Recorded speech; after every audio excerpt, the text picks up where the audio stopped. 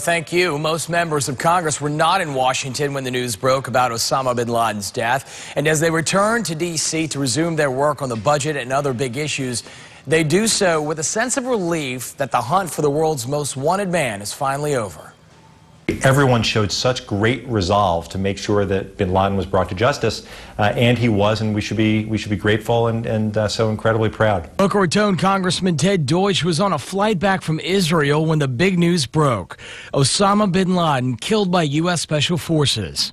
To be told by our pilot as we were approaching Kennedy Airport in New York that bin Laden had been killed, there was great jubilation on the plane and a real sense of justice having been served. Deutch has followed the hunt for bin Laden since joining the House in 2010 as a member of the House Foreign Affairs Committee.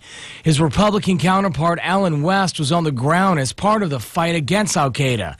He worked for a defense contractor, including a stint as an advisor to the Afghan National Army, serving in Kandahar. Someone's going to step up to try to say that al-Qaeda is still a relevant and viable Islamic terrorist organization.